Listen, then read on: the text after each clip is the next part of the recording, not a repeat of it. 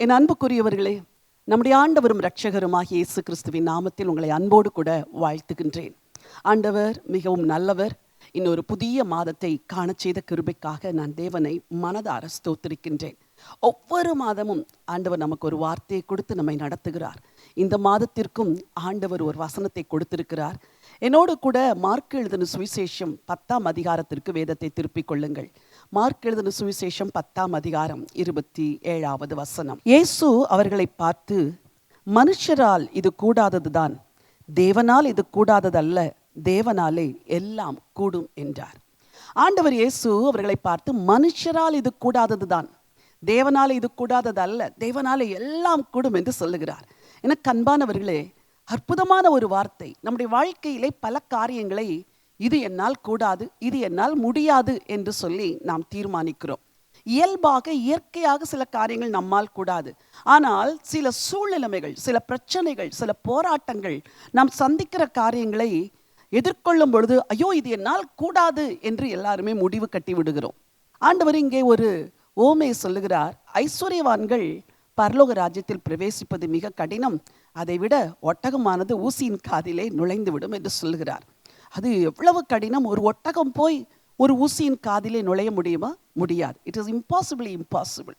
இதை கேட்டவுடன் சீடர்கள் சொல்லுகிறார்கள், அப்படியானால் யார் ரட்சிக்கப்படக்கூடும்? அவர்கள் உள்ளத்திலே கேள்வி, எப்படி ஆண்டவரே முடியும்? எப்படி ரட்சிக்கப்படக்கூடும்?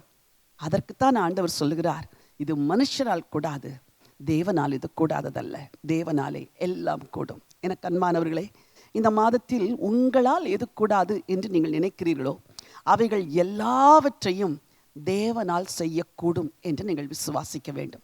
இந்த வாக்குத்தத்தத்தின் விரிவான செய்தியை பைபிள் கால்ஸ் யூடியூபில் உள்ள செய்தியிலே கேளுங்கள். அதில் உங்களோடு பல காரியங்களை பகிர்ந்திருக்கிறேன்.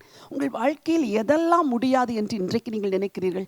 என்னால் படிக்க முடியாது, இந்த வியாதி சுகமாகாது, என் தொழிலை இனிமேல் நடத்த முடியாது, குடும்ப உறவிலை இனிமேல் நாங்கள் இணைந்து வாழ முடியாது, இப்படியெல்லாம் பல நெருக்கமான சூழ்நிலைகளை சந்திக்கிறீர்கள் அல்லவா? என் பிள்ளையை குறித்து என் நம்பிக்கையே முடிந்து விட்டது, என் பிள்ளை ரட்சிக்கப்படுவாரா எனக்கு தெரியாது என்றெல்லாம் குழம்பி போயிருக்கிறீர்களே. ஆண்டவர் சொல்கிறார், மகனே மகளே, உன்னால் முடியாது, ஆனால் என்னால் இது கூடாததல்ல, என்னாலே எல்லாம் கூடும் என்று கர்த்தர் சொல்லுகிறார். எஸ்தரின் நாட்களிலே யூதா புத்திரர் பயங்கரமான பிரச்சனைகளை சந்தித்தார்கள். இனிமேல் நாம் பிழைக்கவே முடியாது என்று அவர்கள் நினைத்த ஒரு நேரத்தில் எஸ்தர் ராஜாவினிடத்தில் பிரவேசித்து ஜனங்களுக்காய் மன்றாட வேண்டும். ஆனால் சட்டம் வித்தியாசமாக இருக்கிறது. சட்டம் எப்படி இருக்கிறது? 2ஆம் அதிகாரம் 14வது வசனம். ராஜா தன்னை விரும்பி பெயர் சொல்லி அழைப்பித்தால் ஒழிய அவள் ஒருபோதும் ராஜாவினிடத்தில் பிரவேசிக்க கூடாது. ஒரு மாறாத சட்டம். ராஜா அழைத்தால் ஒழிய எவரும் உள்ளே பிரவேசிக்க முடியாது. இது எப்படி?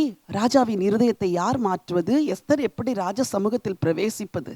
எனக்கு அன்பானவர்களே, அந்த உலக ராஜாவின் சமூகத்தில் மற்றவர்கள் எளிதாய் பிரவேசித்து விட முடியாது. ஆனால் பரலோக ராஜா அங்கே கிரியை செய்தார். எஸ்தர் ஒரு தீர்மானம் எடுத்தாள், நான் உலக ராஜாவின் அரண்மனைக்குள் போவதற்கு முன்பதாக பரலோக ராஜாவினிடத்தில் போகிறேன். அந்த பரலோக ராஜாவினிடத்தில் நான் எப்பொழுதும் பிரவேசிக்க முடியும்.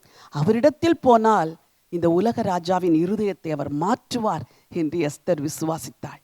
3 நாட்கள் உபவாசம், பரலோக தேவனிடத்திலே விண்ணப்பிக்கிறாள், மன்றாடுகிறாள். ஆண்டவர் எல்லாவற்றையும் மாற்றுகிறார்.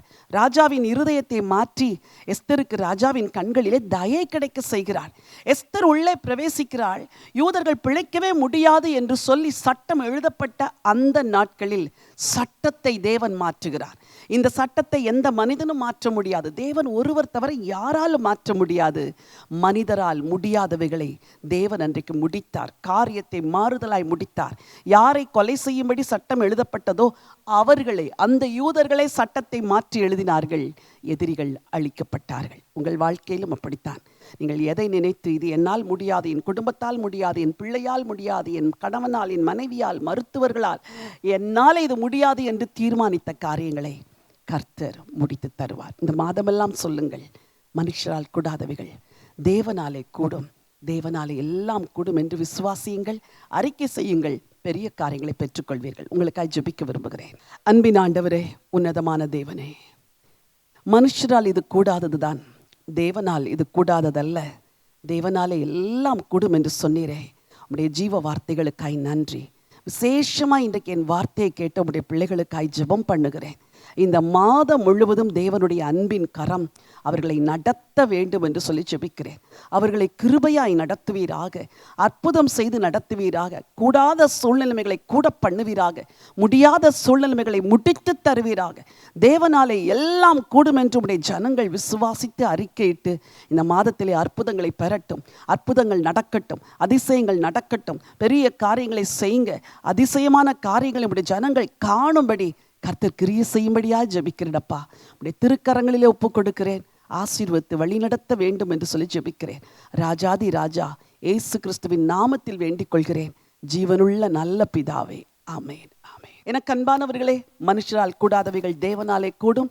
தேவனை விசுவாசியுங்கள், பெரிய காரியங்களை நிச்சயமாகவே காண்பீர்கள்.